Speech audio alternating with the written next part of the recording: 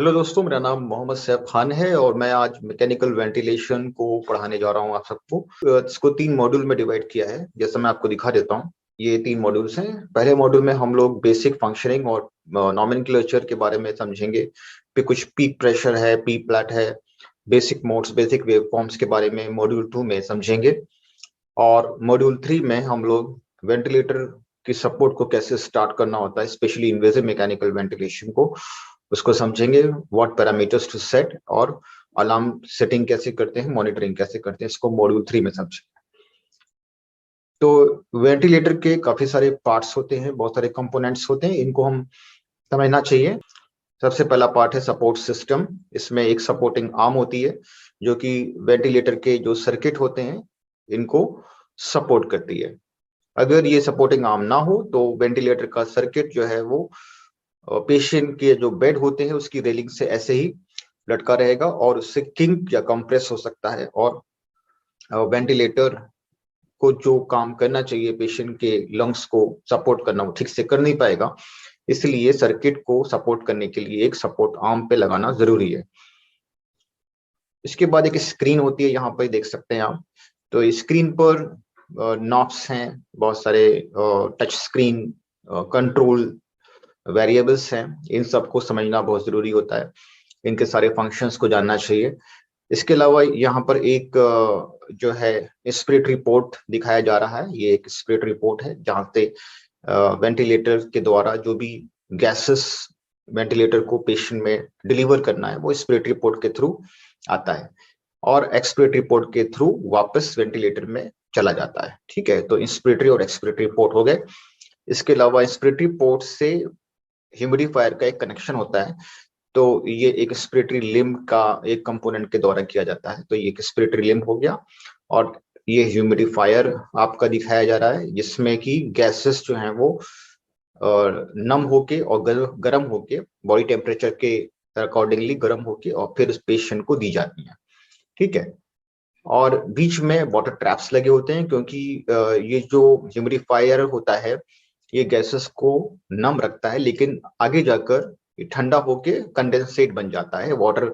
और ये वाटर जो है घातक हो सकता है अगर ये चला जाए पेशेंट के लंग में। तो इसलिए इस वाटर ट्रैप्स होते हैं जिनको वक्त समय समय पर खाली करते रहना चाहिए। फिर इसके बाद यहाँ पर इंस्पिरेटरी और एक्सपिरेटरी लिम्ब जुड़ते हैं आपस में, इसको बोलते हैं हम वाई पीस कनेक्टर। तो वाई पीस कनेक्टर को फिर हम आगे जाकर टेस्ट लंग में लगा सकते हैं अगर हमें वेंटिलेटर को टेस्ट करना है, और अगर हम टेस्ट कर चुके हैं और वेंटिलेटर एकदम ठीक से काम कर रहा है तो इसको हम पेशेंट में भी लगा सकते हैं। ठीक है, और फिर ये वापस एक्सपिरेटरी लिम्ब है जो एक्सपिरेटरी पोर्ट में जा रही है। ये बीच में हम ये दिखा रहे हैं, यहाँ पर एक मेन जनरेटर यूनिट होती है हर वेंटिलेटर में, इसको बोलते हैं रेस्पिरेटरी फ्लो जनरेटर। तो ये जो इंस्पिरेटर एक्सपिरेटरी पोर्ट है, यहाँ पर HME फिल्टर लगे रहते हैं जो बैक्टीरिया और वायरसेस, फंगाई वगैरह, पैरासाइट्स और डस्ट पार्टिकल्स, पार्टिकुलेट मैटर्स जो होते हैं गैसेस में, इसको फिल्टर करता है। तो आप याद रखिए कि वेंटिलेटर एक लाइफ सपोर्ट मशीन है और इसको समझना बहुत जरूरी है। अगर आप कोई मशीन पेशेंट पे लगाने जा रहे हैं तो उसके जो कार्यप्रणाली है, उसकी जो फंक्शनिंग है, उसके बहुत सारे बटन्स होते हैं, उसके बहुत सारे नॉब्स होते हैं, उन सब के फंक्शंस को समझना बहुत जरूरी है। अगर आप नहीं समझते हैं और कुछ सीधे लगा देते हैं किसी मशीन को डॉक्टर के कहने पे, सिर्फ बिना समझे मशीन को, मशीन की कार्यप्रणाली को, तो इससे हार्म हो सकता है, इससे बहुत सारी क्षति हो सकती है पेशेंट को। इसलिए कहते हैं कि प्री यूज चेक, यानी कि वेंटिलेटर को जब भी आप पेशेंट पे कनेक्ट करें तो उसको चेक करना बहुत जरूरी है, और इसको हम बोलते हैं प्री यूज टेस्ट और प्री यूज चेक। इसको वेंटिलेटर का जो सर्किट होता है कहीं लीक तो नहीं है, या वेंटिलेटर के अंदर ऐसा कोई लीक तो नहीं है, इसके वॉल्स ठीक से काम कर रहे हैं, इसका ह्यूमिडिफायर ठीक से काम कर रहा है, इन सारे फंक्शन को देखने के लिए प्री यूज चेक बहुत जरूरी है। जब प्री यूज चेक हमारा हो जाए तो फिर हमको जो अलार्म सेटिंग्स हैं वो प्रॉपरली सेट करनी चाहिए। कई बार हमने देखा है कि वेंटिलेटर के अलार्म सेटिंग्स ठीक से सेट नहीं होती तो वेंटिलेटर यदा कदा बजते रहते हैं, उनके अलार्म्स बजते रहते हैं और उस पर भी कोई ध्यान नहीं दिया जाता। तो ये इसमें 2 तरह के सेटिंग्स होती हैं अलार्म को आप सेट करते हो। एक तो ऑटो सेटिंग होती है, दूसरा मैनुअल सेटिंग होती है। तो ऑटो सेटिंग आप एटलीस्ट करके रखें। मैनुअल सेटिंग अगर नहीं कर पा रहे हैं तो टाइम नहीं है उसके लिए मान लीजिए, तो आप ऑटो सेटिंग भी कर सकते हैं। अब हम समझेंगे कि क्या क्या गोल्स होते हैं मैकेनिकल वेंटिलेटर के। तो यहाँ पे 3 मेजर गोल होते हैं जब आप वेंटिलेटर लगा रहे हैं पेशेंट में, तो आपको ये तीनों गोलों का ख्याल रखना है। तीनों गोल्स आपके अचीव होने चाहिए। सबसे पहला गोल है कि आप वेंटिलेटर क्यों लगा रहे हैं किसी पेशेंट में। ऑब्वियसली या तो सैचुरेशन मेंटेन नहीं हो रहा है या कार्बन डाइऑक्साइड मेंटेन नहीं हो रहा है। तो ऑब्वियसली आपको जब भी वेंटिलेटर लगा दिए तो सैचुरेशन और कार्बन डाइऑक्साइड बॉडी के अंदर एकदम प्रॉपरली मेंटेन्ड है और नॉर्मल लिमिट में है, उसको देखना चाहिए। और ये पहला गोल है जो अचीव हो गया। दूसरा गोल है वेंटिलेटर जो है वो कभी भी ऐसा नहीं होना चाहिए कि फाइट कर रहा है, पेशेंट वेंटिलेटर के किसी मोड पे फाइट कर रहा है या सेटिंग ठीक नहीं है, ठीक है। तो उसकी वजह से भी कई बार वेंटिलेटर पेशेंट को हार्म कर सकता है, क्योंकि वो वेंटिलेटर वो पेशेंट की बात को समझ नहीं पाएगा। तो पेशेंट कब चाहता है ब्रेथ लेना, कितनी ब्रेथ चाहता है, किस तरह की ब्रेथ चाहता है, ये सारा जो असेसमेंट है, ये जो मॉनिटरिंग है, ये वेंटिलेटर लगातार करता रहे, ठीक है। और आपको बताता रहे कि भाई इस टाइम पेशेंट के लंग की जो कंडीशन है वो ये है, और उसके हिसाब से आप उसमें सेटिंग्स को एडजस्ट करते रहें, तभी वेंटिलेटर पेशेंट को बचा सकता है, ठीक है। नहीं तो अगर आपने ये समझ लिया कि वेंटिलेटर पे बस डालो और हो गया, है ना, तो ये बहुत ही गलत है, ठीक है। ये नहीं होना चाहिए। इसलिए हम वेंटिलेटर टेक्नीशियन नाम का एक आदमी होता है या फिर वेंटिलेटर नर्स होती है जो इन सारी बातों का ख्याल रखती है। अलार्म्स के जरिए या उसमें जो मॉनिटरिंग वेरिएबल्स होते हैं वेंटिलेटर की स्क्रीन पे, अगर वो आउट ऑफ वे जा रहे हैं तो वो फौरन फिर क्लिनिशियंस को इन्फॉर्म होना चाहिए, ताकि क्लिनिशियन आके उसकी सेटिंग्स को एडजस्ट कर सके। जो तीसरा गोल है वो है आपका कॉम्प्लिकेशंस का, ठीक है। तो हमेशा याद रखिए कि जो भी कॉम्प्लिकेशंस हो सकते हैं मैकेनिकल वेंटिलेटर्स के जरिए, वो आप मिनिमाइज कर सकें, ये आपका एक गोल होना चाहिए। क्योंकि वेंटिलेटर एक मशीन है, अगर ये इनएप्रोप्रिएट सेटिंग पे लगा दी गई या उसमें मोड ठीक नहीं है तो पेशेंट को इंजरी हो सकती है, उसके लंग्स में प्रॉब्लम्स हो सकती हैं। उसको हम लोग बोलते हैं वेंटिलेटर इंड्यूस्ड लंग इंजरी, या हम लोग बोल सकते हैं न्यूमोथोरैक्स, या कई बार ऐसा भी होता है कि वेंटिलेटर डिस्कनेक्ट हो गया, जिसकी वजह से प्रॉपर टाइडल वॉल्यूम अंदर नहीं जाता है, या उसमें टाइमिंग का एडजस्टमेंट, फ्लो का एडजस्टमेंट ठीक नहीं है। कभी कभी पीप ज्यादा रखने से ब्लड प्रेशर भी ड्रॉप हो सकता है। ये सारी प्रॉब्लम्स हो सकती हैं, इसीलिए मैकेनिकल वेंटिलेटर पेशेंट को हार्म तो नहीं कर रहा है, इस चीज की मॉनिटरिंग बराबर करते रहना चाहिए, ठीक है। तो ये हमारा तीसरा गोल हो गया। अब हम समझेंगे बहुत सारी मोड्स, टर्मिनोलॉजीज को जो कि मैकेनिकल वेंटिलेशन साइंस में यूज होती हैं। मोड, तो मोड क्या होता है? मोड एक तरीका है जिससे वेंटिलेटर एक सेट टाइडल वॉल्यूम, एक सेट प्रेशर की, एक सेट फ्लो की ब्रेथ को पेशेंट को देता है। एक ऐसा तरीका है जिससे ब्रेथ को डिलीवर किया जाता है वेंटिलेटर के द्वारा। तो तीन तरह के मेनली मोड होते हैं। कन्वेंशनल या बेसिक मोड होता है, एक एडेप्टिव वेंटिलेशन मोड होता है, और तीसरा होता है बाईफेजिक। तो हम लोग मोड पे बहुत ज्यादा बात नहीं करेंगे अभी, यहाँ पे बाद में देखेंगे इसको। फिर ये सेकंड मॉड्यूल में आपको पढ़ाया जाएगा। फिर सेकंड होता है आपका टाइडल वॉल्यूम। टाइडल वॉल्यूम एक वॉल्यूम है एयर का जो हर ब्रेथ के साथ आपको डिलीवर किया जा रहा है वेंटिलेटर के द्वारा, इसको हम लोग बोल रहे हैं टाइडल वॉल्यूम, ठीक है। तो यूजुअली इसको हम लोग रखते हैं 5 to 6 ml पर केजी प्रिडिक्टेड बॉडी वेट। अब ये प्रिडिक्टेड बॉडी वेट क्या होता है? तो बॉडी वेट भी कई तरह के हो सकते हैं। आइडल बॉडी वेट होता है, टोटल बॉडी वेट होता है, प्रिडिक्टेड बॉडी वेट होता है। तो हम लोग जो वेंटिलेटर पे जो सेट करते हैं हम लोग, वो प्रिडिक्टेड बॉडी वेट के अराउंड हम लोग टाइडल वॉल्यूम को सेट करते हैं। तो प्रिडिक्टेड बॉडी वेट हमारा हाइट से निकलता है, ठीक है। और वो डिपेंड करता है कि मेल है कि फीमेल है। तो एक तो सेक्स हो गया, दूसरा हाइट हो गया। जब इसको हम एंटर करेंगे तभी प्रेडिक्टेड बॉडी वेट आएगा। इसके कैलकुलेटर है, ऑनलाइन कैलकुलेटर भी हैं, और इसके अलावा वेंटिलेटर पे भी आप automatically predicted body weight calculate करके कई बार आता है। तो उसका 5 to 6 ml पर केजी आपको टाइडल वॉल्यूम रखना है। अगर इससे ज्यादा रखते हैं तो पेशेंट को के लंग्स को इंजरी हो सकती है, ठीक है। इंस्पिरेटरी फ्लो रेट आपका जो है बहुत जरूरी है। अगर फ्लो इनएडिक्वेट है, टू लो है, तब भी प्रॉब्लम हो सकती है। अगर बहुत ज्यादा है तो भी प्रॉब्लम हो सकती है। याद रखिए यूजुअली हम लोग 40 to 80 लीटर पर मिनट तक फ्लो रखते हैं, मैक्सिमम 120 तक जा सकते हैं। सारे वेंटिलेटर में 120 लीटर तक अपर लिमिट होती है। तो हम लोग कब हाई फ्लो रखते हैं ये बात जानना जरूरी है। तो जैसे सीओपीडी के पेशेंट हैं या अस्थमा के पेशेंट हैं, या हम कहीं इनवर्स रेशियो वेंटिलेशन का प्रयोग कर रहे हैं, उसमें हमें बहुत हाई फ्लो की जरूरत पड़ती है। अब चौथी चीज है फ्लो पैटर्न। तो फ्लो पैटर्न दो तरह के हो सकते हैं, जैसा कि पहला ग्राफ में दिखाया जा रहा है। ये आपका डिसोलेटिंग फ्लो पैटर्न है। क्या होता है डिसोलेटिंग फ्लो पैटर्न? कि एक मैक्सिमम वैल्यू तक जाएगा, उसके बाद लीनियरली कम हो जाता है। तो this is your decelerating flow pattern. इसमें काफी कम इंजरी होती है, पेशेंट फ्रेंडली होता है, ये कह सकते हैं। दूसरा होता है स्क्वायर वेव पैटर्न। ये ओल्ड पैटर्न है जिसको हम लोग यूज किया करते थे, आजकल कम यूज करते हैं। इसमें मैक्सिमम फ्लो तक जाएगा, फिर ये कांस्टेंट रहेगा, फिर ये नीचे आ जाएगा। तो इसका दूसरा नाम है कांस्टेंट फ्लो रेट, ठीक है, कांस्टेंट फ्लो पैटर्न। इन दोनों में कौन सा बेटर है, इस पे विवाद है काफी ज्यादा, लेकिन हम ये कहेंगे कि बेटर है थोड़ा सा कंपेयर टू कांस्टेंट फ्लो। अब हम लोग बात करेंगे इंस्पिरेटरी प्रेशर की, जो कि हम लोग प्रेशर कंट्रोल वेंटिलेशन में या प्रेशर टाइप ऑफ मोड में यूज कर सकते हैं। तो इसको कैसे कैलकुलेट करते हैं, इसको हम लोग वॉल्यूम कंट्रोल वेंटिलेशन पे पहले कैलकुलेट करते हैं। वॉल्यूम कंट्रोल वेंटिलेशन जो है उस पे आप टाइडल वॉल्यूम पहले जो आपको डिजायर्ड चाहिए 6 to 8 ml या 5 to 6 ml पर केजी प्रेडिक्टेड बॉडी वेट, वो आप लगाओ, पहले उसको सेट करो, and then you calculate the plateau pressure, and then from plateau pressure minus P करके आपका ड्राइविंग प्रेशर आता है। उस ड्राइविंग प्रेशर को आप फिर वही आपका इंस्पिरेटरी प्रेशर होगा +2 -2, और फिर आप वॉल्यूम कंट्रोल को प्रेशर कंट्रोल में कन्वर्ट करो, और फिर वो ड्राइविंग प्रेशर जो आपने कैलकुलेट किया है वॉल्यूम कंट्रोल वेंटिलेशन पे, उसको आप सेट कर दो, ठीक है। तो आपका एग्जैक्टली टाइडल वॉल्यूम आ जाएगा। तो that is the way we should set the inspiratory pressure on pressure control ventilation. The next thing is pressure support, which is a weaning mode. Okay, so it is a support which is given to a patient who is spontaneously breathing. जो spontaneous breathing कर रहे हैं या weaning phase में जा रहे हैं, उनमें हम pressure support लगाते हैं। तो even SIMV mode पे भी आजकल pressure support लगाया जाता है। Normal pressure support is 10 to 20 centimeter of water. It is actually just to give some comfort to the breathing patient who are spontaneously breathing. Okay. फिर है पीप। तो PEEP is positive end expiratory pressure. It is the pressure which is actually there in the end of expiration. जब हम सांस छोड़ते हैं, जो पूरी सांस छोड़ने के बाद जो प्रेशर रह जाता है हमारे लंग के अंदर, उसको हम पीप बोल सकते हैं।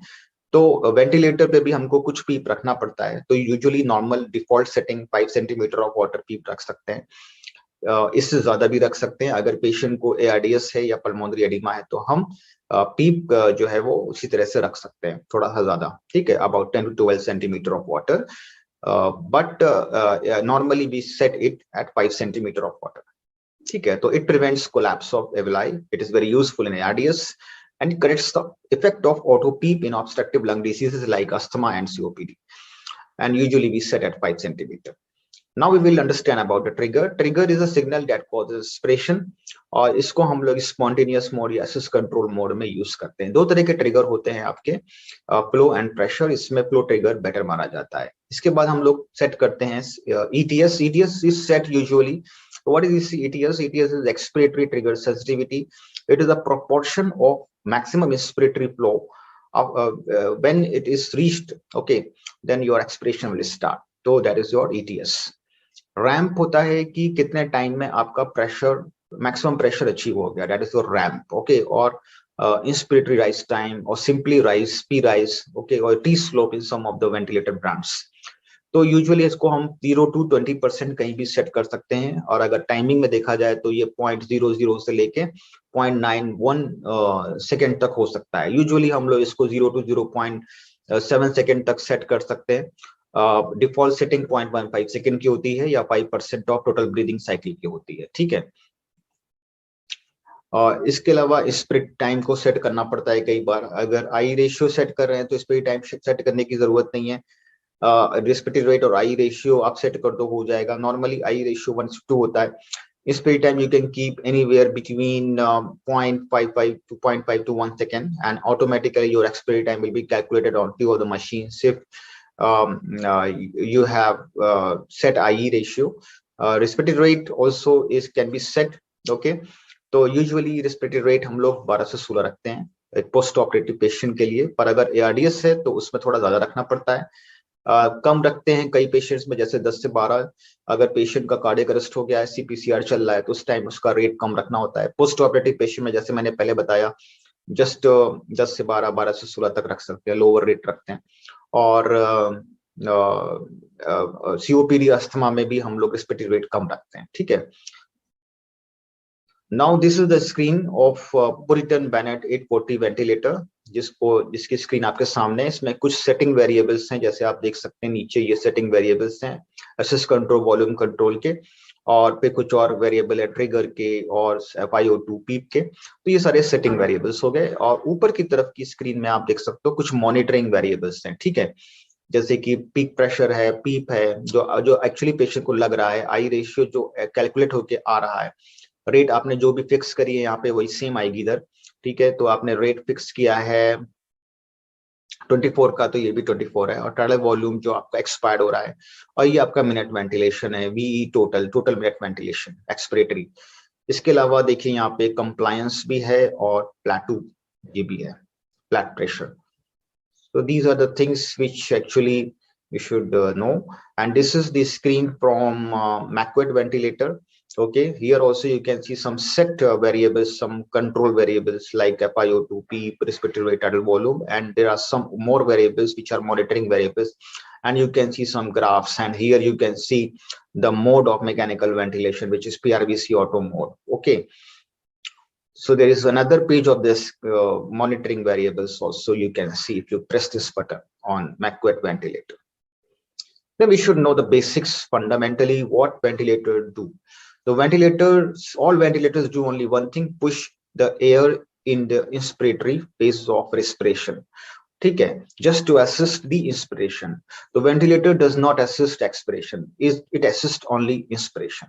ठीक है, तो इसमें इसको कैसे करते हैं? तो ऑब्वियसली हम जब इंस्पायर कर रहे हैं तो हम ठीक से कर रहे हैं, नॉर्मली जो हमारी लाइफ है उसमें हमें जो फ्लो चाहिए हमें मिल रहा है। लेकिन जब हमारे लंग्स खराब हो जाते हैं तो हमें ज्यादा फ्लो की जरूरत पड़ती है, या हमारे अंदर कोई डिसीज चल रही है जैसे कि कार्डियक फेलियर हो गया, या पैंक्रियाटाइटिस हो गया, किसी तरह का इन्फ्लेमेशन हो गया, या ऑपरेशन हुआ है, या ट्रॉमा हुआ है, इन सारी कंडीशंस में हमें ज्यादा फ्लो की जरूरत होती है। सारे क्रिटिकली पेशेंट्स और जो इमरजेंसी में आते हैं उनको ज्यादा फ्लो की जरूरत होती है, जो हमें एनवायरनमेंट से नहीं मिलता, इसीलिए हमें वेंटिलेटर की जरूरत पड़ती है।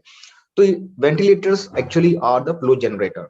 Okay, so how do we generate the inspiratory flow? So there are three methods to generate the inspiratory flow in a ventilator. तो ये आपका हो गया न्यूमेटिक टाइप, तो जो सबसे पहले आया था, ठीक है, बहुत पुराना है। इसमें क्या है, कुछ नहीं है, दो तरह के सिलेंडर्स हैं, एक एयर का है, ऑक्सीजन का है। इसमें कुछ प्रेशर है और उस प्रेशर से कुछ फ्लो जनरेट होता है पेशेंट के लंग में, यहाँ पे हमने वॉल्व लगा रखा है, ठीक है, और ये पेशेंट के लंग में जा रहा है। यहाँ पे हम कुछ और अलार्म्स वगैरह या कुछ मॉनिटरिंग, प्रेशर मॉनिटरिंग के गॉजेस वगैरह लगा सकते हैं, तो ये अपना जाता रहेगा। इस तरह के वेंटिलेटर हम लोग यूज करते हैं ट्रांसपोर्ट में, जो पूरी तरह से न्यूमेटिक प्रेशर पे बेस्ड होते हैं। इसमें मिनिमम सप्लाई प्रेशर होता है मेरे ख्याल से 200 kPa, और maximum minimum at least gas flow rate होना चाहिए 120 लीटर पर मिनट पे। अब क्या है कि ये प्रेशर डिपेंडेंट डिवाइस है, जितना प्रेशर, जब तक प्रॉपर प्रेशर रहेगा वेंटिलेटर के सिलेंडर में जो कि वेंटिलेटर से लगा हुआ है, तब तक ठीक है। लेकिन जहां प्रेशर कम होना शुरू हुआ तो ये वेंटिलेटर काम करना बंद तो नहीं करेगा, लेकिन yes, it will not function properly. तो that is the main drawback. तो functioning depends on a stable supply of pressurised gas, ठीक है।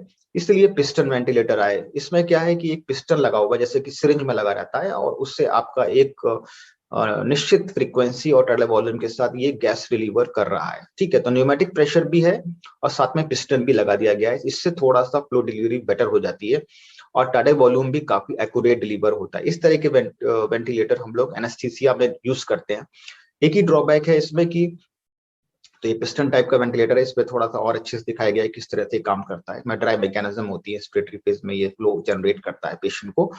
तो इसमें एक ही प्रॉब्लम है कि ये लीक को कंपेंसेट नहीं कर पाते। अगर बहुत ज्यादा लीक हो रहा है, मान लो अगर पेशेंट को आपने एनआईवी पे लगाया हुआ है, तो एनआईवी पे काफी सारा लीक हो जाता है कई बार मास्क से, तो ये पिस्टन टाइप के वेंटिलेटर उस लीक को कंपेंसेट नहीं कर पाते, जिसकी वजह से फ्लो जो पेशेंट को मिलना चाहिए वो वेरिएबल रहता है और काफी कम हो जाता है, जिससे पेशेंट ब्रेथलेस फील करता है।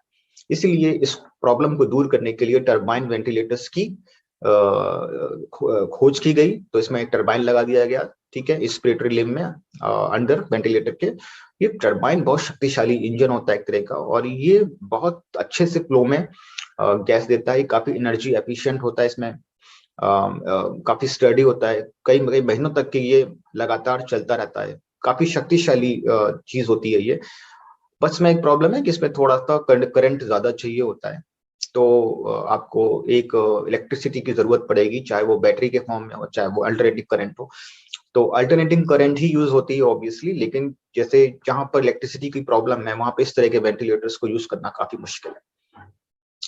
तो अब आपको समझ में आ गया कि हमारे पास एक तो फ्लो जनरेटर है जिससे हम फ्लो जनरेट कर रहे हैं और पेशेंट को दे रहे हैं। अब यहाँ पे आगे जो भी कहानी है, जो भी वेंटिलेटर के अंदर चीजें हो रही है पेशेंट को देने वाली, जो गैस है वो एक्यूरेट जा रही है कि नहीं, वो कितने रेट पे जा रही है, कितने टाइम में जा रही है, ये सब चीजों को कंट्रोल करने का काम सिर्फ दो वॉल्व करते हैं, इंस्पिरेटरी वॉल्व और एक्सपिरेटरी वॉल्व। ठीक है, तो हम ये समझेंगे बहुत सिंपल डायग्राम के माध्यम से। देखिए यहाँ पर, तो इंस्पिरेशन में क्या होता है, इंस्पिरेटरी वॉल्व खुल जाता है और एक्सपिरेटरी वॉल्व बंद होता है। तो ये एक डायग्राम है, यहाँ पे इंस्पिरेटरी वॉल्व खोल दिया है हमने और ये पिस्टन से फ्लो जो है वो पेशेंट में जा रहा है। ठीक है, अब ये जब पूरा फ्लो कंप्लीट हो जाएगा तो ये इंस्पिरेटरी वॉल्व बंद हो जाएगा और एक्सपिरेटरी वॉल्व भी बंद रहेगा, वो पहले से ही बंद है। तो इस फेज को हम लोग बोलते हैं इंस्पिरेटरी पॉज। इसमें दोनों वॉल्व क्लोज रहते हैं और यहाँ पे कोई भी फ्लो नहीं हो रहा है पेशेंट को। ठीक है, तो इसको हम लोग बोलेंगे एक्सपिरेटरी पॉज। और इसके बाद फिर जो नेक्स्ट आती है जो स्टेज, उसको हम लोग बोलते हैं एक्सपिरेशन, जिसमें कि एक्सपिरेटरी वॉल्व खुल जाएगा और सारा जो भी टाइडल वॉल्यूम पेशेंट के अंदर है वो बाहर चला जाएगा। That is your expiratory flow. Okay, so after this expiratory valve will also close and there will be a situation called expiratory pause. तो ये पूरी जो है मैकेनिज्म बार बार चलती रहती है एक सेट टाइमिंग पे और इस तरह से वेंटिलेटर काम करता है। तो हमने आज क्या सीखा, हमने आज सारी टर्मिनोलॉजीज के बारे में सीखा, हमने वेंटिलेटर के गोल्स के बारे में सीखा, हमने फ्लो जनरेटर के बारे में सीखा कि इसमें 3 तरह के टाइप्स होते हैं, pneumatic type, piston type and turbine type. Turbine type is very powerful and very latest mechanism of flow generation. फिर हमने वॉल्स के बारे में भी समझ लिया है। तो आज के लिए सिर्फ इतना ही, फिर हम मिलेंगे। धन्यवाद। नेक्स्ट मॉड्यूल में हम लोग समझेंगे पीक प्रेशर्स, पी फ्लैट, कुछ बेसिक मोड के बारे में समझेंगे और कुछ बेसिक वेवफॉर्म्स के बारे में समझेंगे। Thank you so much for your attention. Thank you.